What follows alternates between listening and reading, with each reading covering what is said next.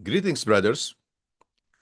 My name is Adhi Gaduh, and I am the teaching leader of BSF Jakarta Evening Men class. You are listening to the study of People of Promise, Exile and Return, lesson 23 of our year-long BSF study. I hope you have had a good discussion group today and managed to share many of your answers. I hope you have also enjoyed listening to different shared lives and opinions from your brothers in your group. Today's lecture hopefully will give you a focused understanding of this lesson after a good exploration with your brothers and friends. It is about Nehemiah, but it is also about Pak Joko.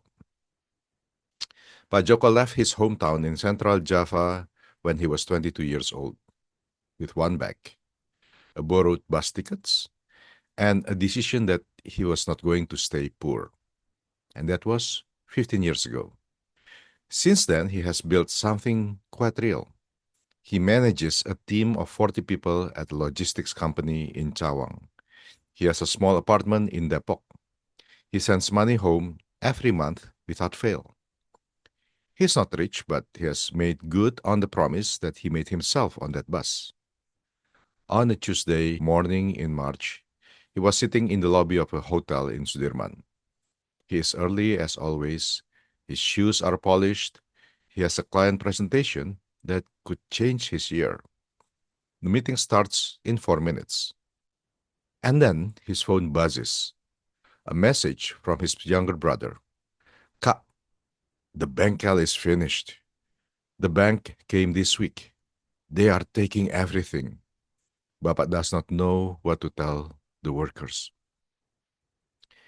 Joko reads it once and then reads it again. And then he reads it a third time. His father's workshop has been at the center of their small village's economy for 30 years. 10 families depend on it. At its peak, 20 people work there. His father built it with his own hands after returning from the city with nothing but a tool set and a refusal to give up. It was the thing his father was most proud of. It was the reason Joko had a future to came to Jakarta for. And now the bengkel is gone. Joko looks up at the meeting room across the lobby. His contact is visible through the glass, and he was checking his watch. Joko looks back down at his phone. He does not move. That moment, a man sitting in the hotel lobby with devastating news in his hand and responsibility waiting on the other side of the room. It's almost exactly where the book of Nehemiah begins. Well, Nehemiah is not sitting on the hotel lobby. He's in the winter palace of Susa, one of the most powerful cities in the ancient world. He is cupbearer to King Artaxerxes, the man's constant companion, confidant, and personal food taster. It is one of the most trusted positions in the entire empire. Nehemiah has spent years earning it. He is secure, well regarded, far from the ruins of his people's homeland. And then his brother Hanani arrives with news from Jerusalem.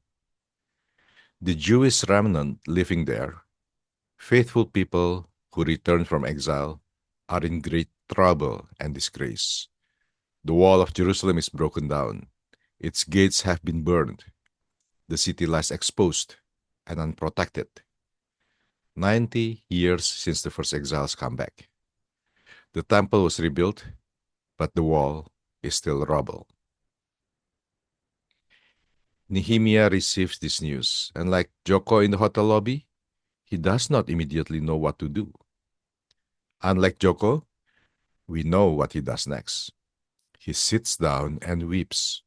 For days, he does nothing else except mourn, fast, and pray. Nehemiah is not carrying an assignment. He's carrying something that will not let him go. And that is exactly where God-formed leadership begins. And before we enter the text, we need to see one thing clearly. Nehemiah is a man operating on two timelines at once. The eternal timeline, Jerusalem is the city that God chose. the city of covenant, the city that will one day receive the Messiah. Every stone of that wall belongs to a story that stretches from Abraham to the New Jerusalem. And also, he lives in an immediate timeline. The wall needs to go up before the enemies regroup, before people lose hope again. It will take 52 days of hard labor. Both of those timelines are real. Both of them are urgent. And learning to hold them both in the same hand is what God-formed leadership looks like. So let us look how God builds this kind of leader. We will learn God's leadership development program in 3 parts. The first part is about the burden before the blueprint. Nehemiah 1, 1 to 11. And the second part is the prepared man at the right moment. Nehemiah 2, 1 to 20. And our last part, the third part, is the leader who disappears. Nehemiah 3, 1 to 32. And our first division is the burden before the blueprint. Nehemiah 1, 1 to 11. Nehemiah is in Susa in late 445 BC. He is the king's cupbearer. This is not a serving role. Cupbearer was the king's closest companion. He tasted the king's wine before the king drank it, protecting the king from poisoning with his own body. He was always at the king's side. He was trusted with the king's life. To hold this position, you have to be intelligent, utterly reliable, and politically sharp. Nehemiah has earned it, and he is at the peak of his career. And then his brother arrives from Jerusalem. Hanani's report is short and devastating. The Jewish remnant, the faithful believers who returned to Judah, are in great trouble and disgrace. The wall of Jerusalem is broken down. Its gates have been burned. The city lies open on every side. 90 years since the first exiles returned, the temple was rebuilt, but the wall is still ash and rubble. When I heard these things, I sat down and wept. For some days I mourned and fasted and prayed before God of heaven. Nehemiah 1 verses 4. Notice what Nehemiah does not do. He does not immediately calculate what the repair would cost. He does not draft a plan. He does not schedule a meeting. He sits down and weeps. And he stays in mourning and prayer for months. The gap between Kislev in chapter 1 and Nisan in chapter 2 is around 4 to 5 months. 4 months of prayer before he does anything visible. God is doing something in those 4 months that no strategy session could produce. He's not asking Nehemiah to be productive. He is forming him. For Nehemiah, this formation runs through grief, through caring so deeply about Jerusalem's condition that he cannot eat, he cannot sleep, he cannot move on.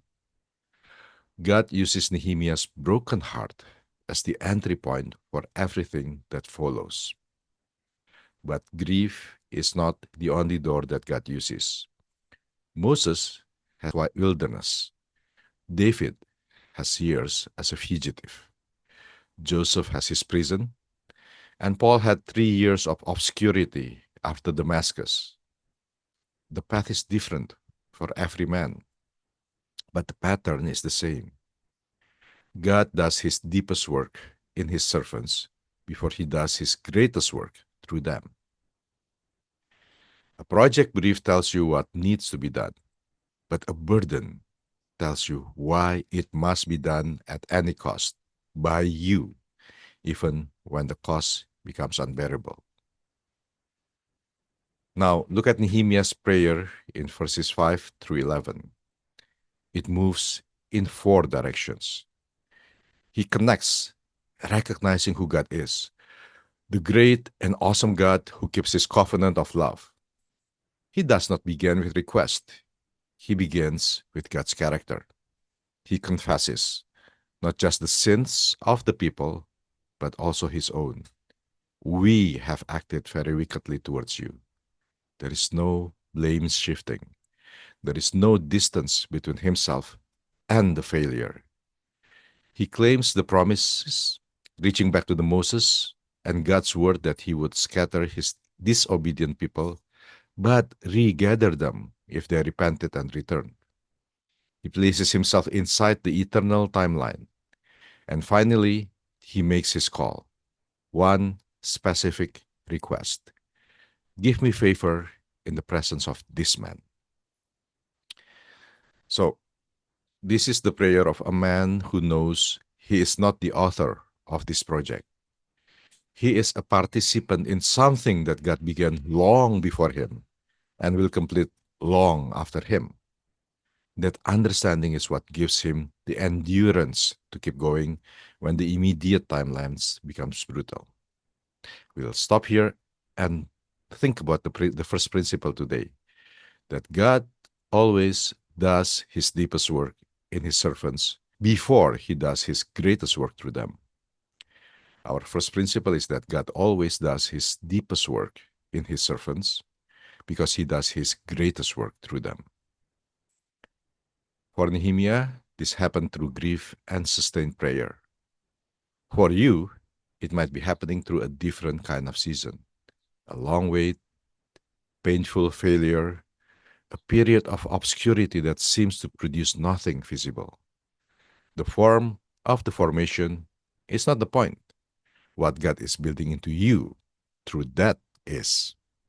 The man who has been formed by God arrives at the project with something that no capability alone can produce: a burden that belongs to God and cannot be put down when the cost becomes too high.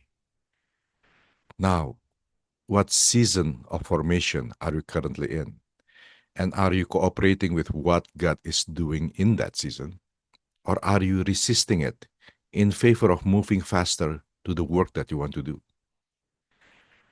And then we can think about also, what is the difference between the projects that you have chosen and the burdens that God has given you? Can you see them? A chosen project you walk away from when it costs too much. A God-given burden stays with you, changes you, will not let you go. Which is what you are currently carrying? The burden or a project? Now we take a little time to think about the cross for a believer, a spiritual reality. What we have just seen in Nehemiah has a name. Jesus gave it a name when he said in Luke 9:23, "Whoever wants to be my disciple must deny themselves and take up their cross daily and follow me." This is the spiritual reality. In BSF, we call it a doctrine of the cross for a believer. It is not primarily about suffering. It's about the shape of a life that genuinely follow Jesus. A shape of a life that genuinely follow Jesus. And notice who he was speaking to. Whoever wants to be my disciple. Not to the unusually gifted, not to the spiritually extraordinary. Every man who names Jesus as Lord is included in that sentence. This is basic, faithful Christian living. And three things are true about this cross.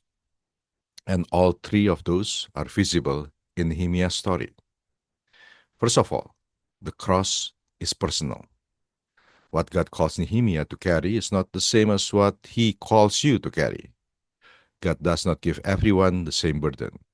He gives each person the burden that will form them and through them build what he's building. No one can carry your cross for you. Second, the cross is voluntary. God does not force anyone to take it up. Nehemiah could have stayed in Susa. He could have sent money to Jerusalem and told himself that, he had done everything that he could. The cross is only ever carried by someone who chooses to carry it. The surrendered heart is never forced.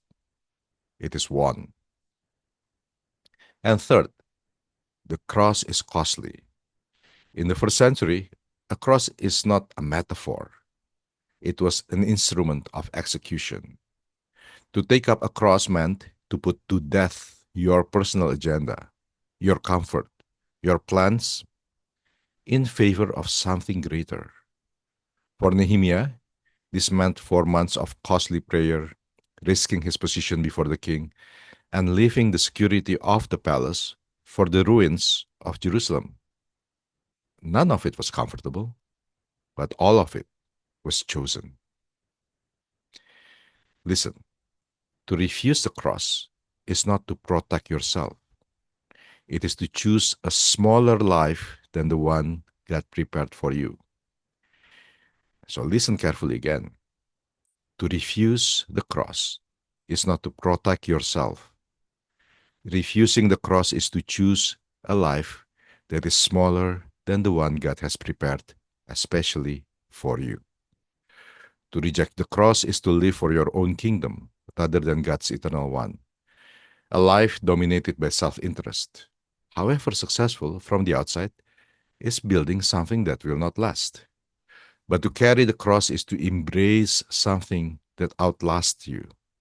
Nehemiah's name is in the Word of God, not because he was comfortable, but because he was willing. You may be in a season right now when God is forming you for something that you cannot yet see. You may be afraid of what obedience will cost you, and all of that fear is real.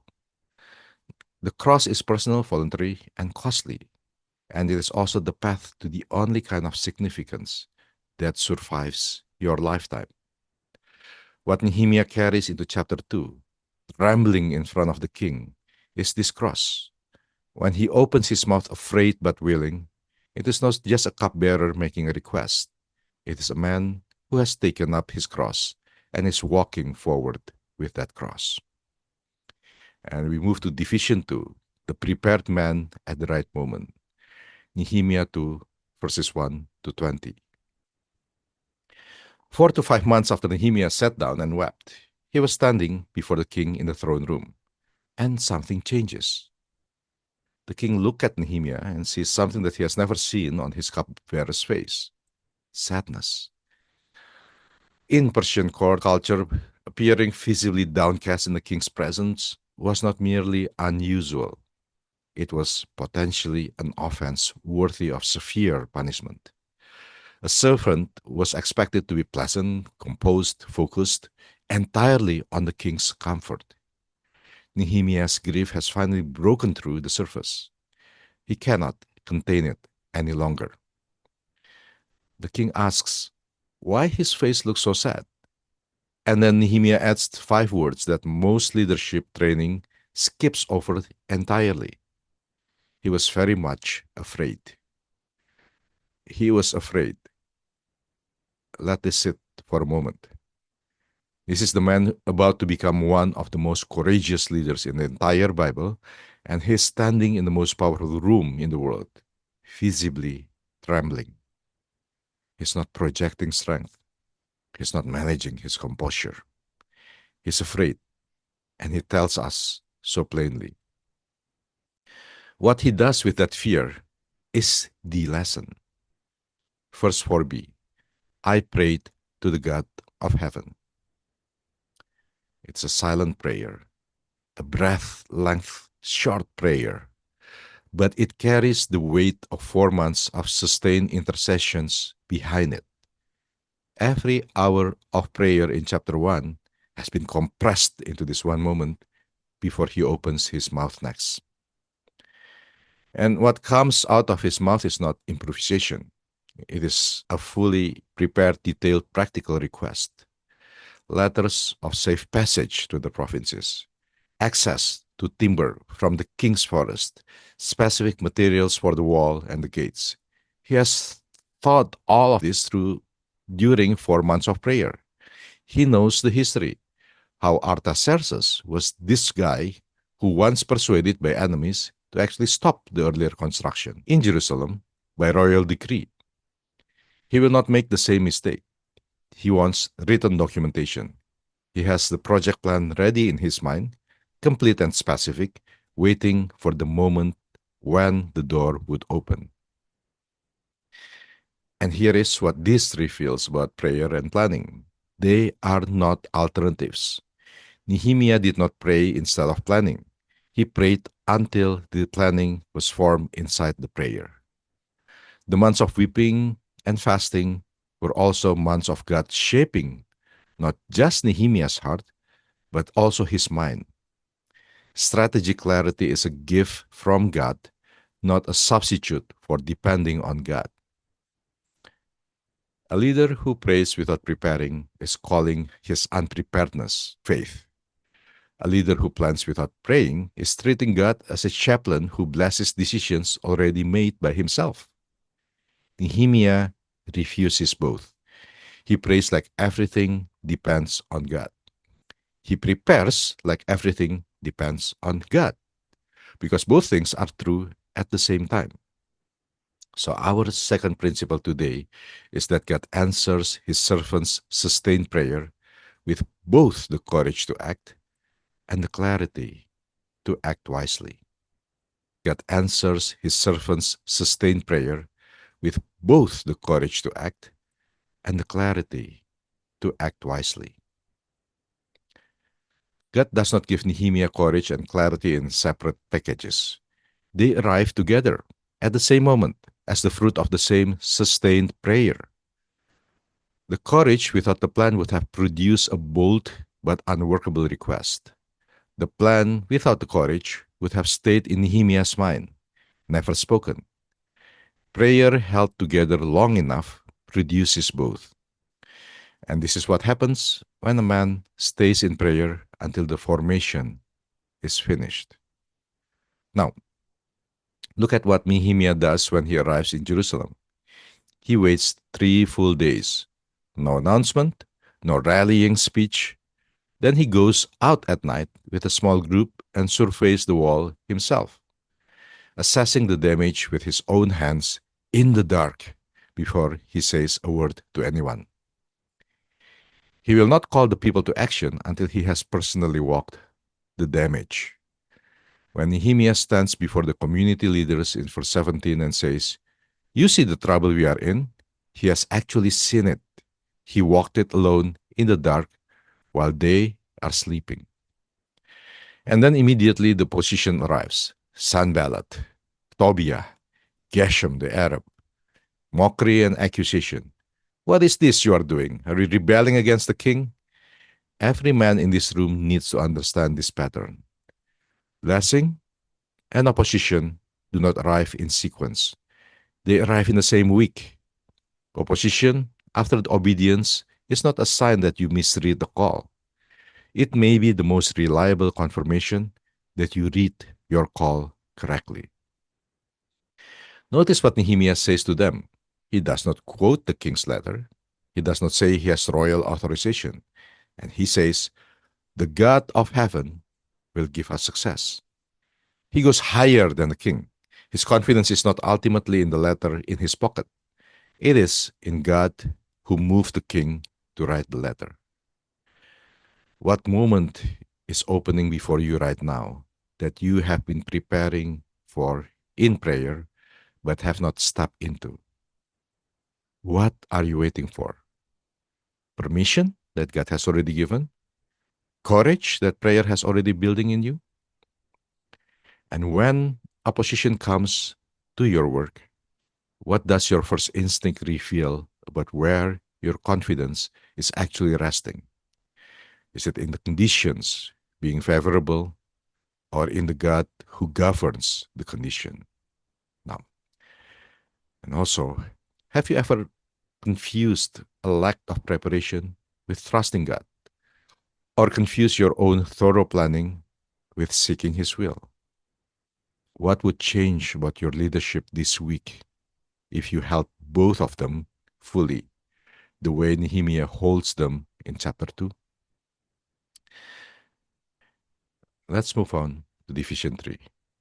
And this is about the leader who disappears. Nehemiah 3, 1 to 32.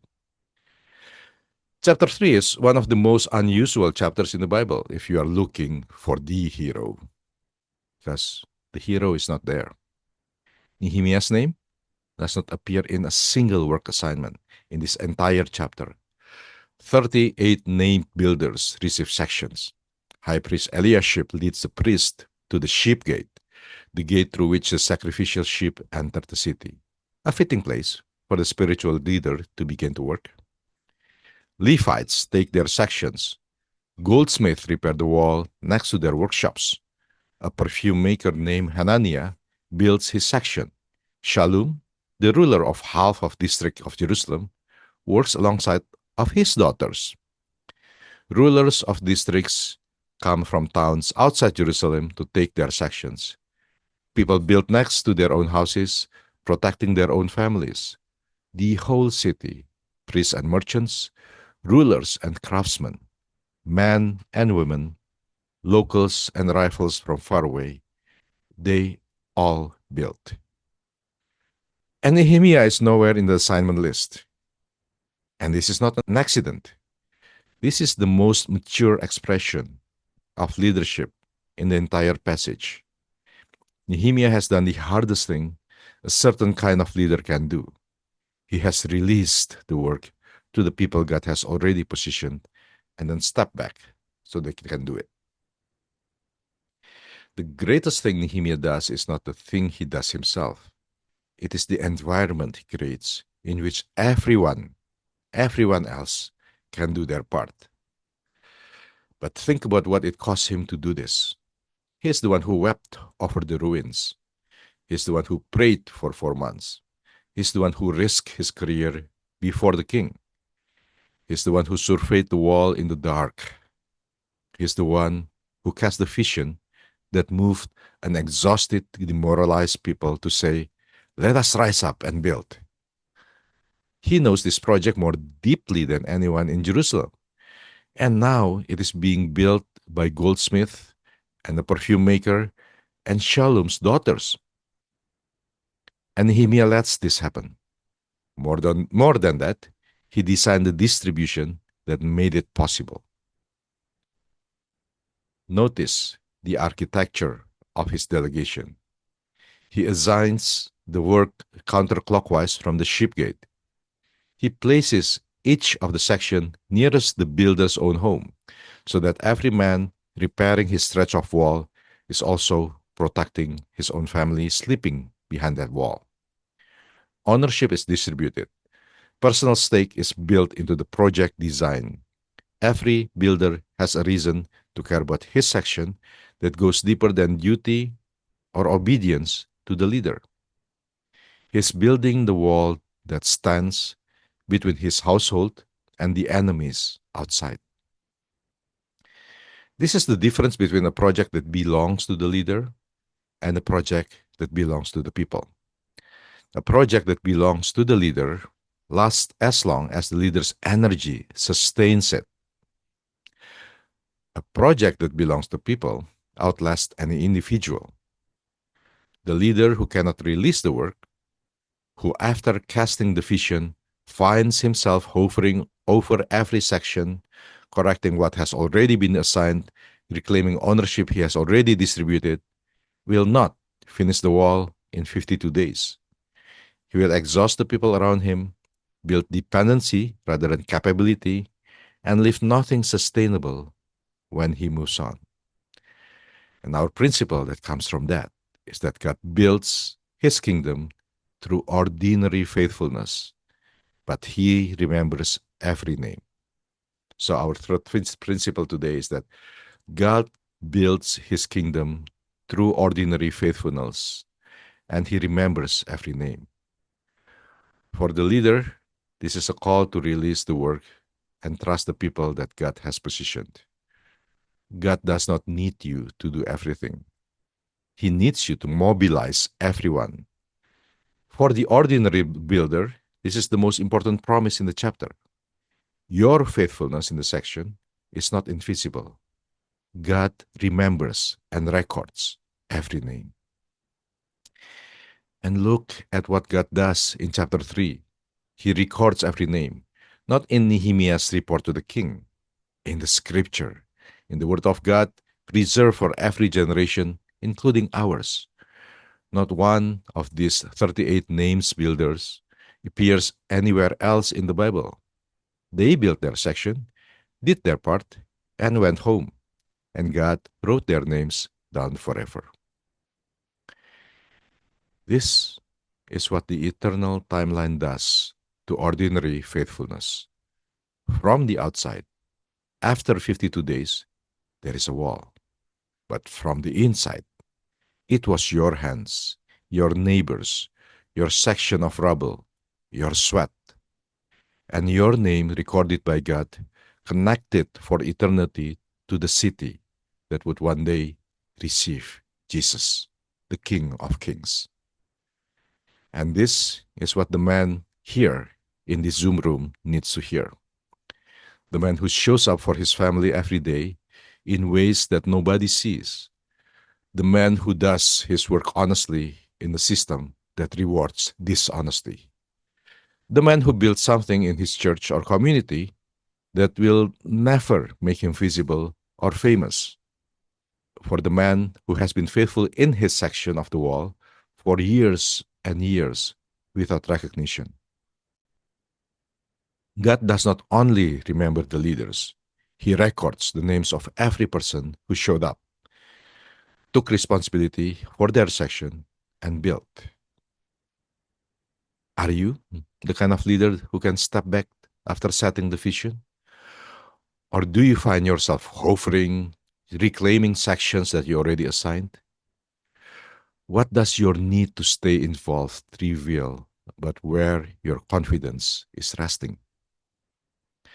And for the man who has been faithful in ordinary ways, in your family, your workplace, your church, your neighborhood, and who wonders whether any of it is seen or counts for anything, what does chapter 3 say to you today?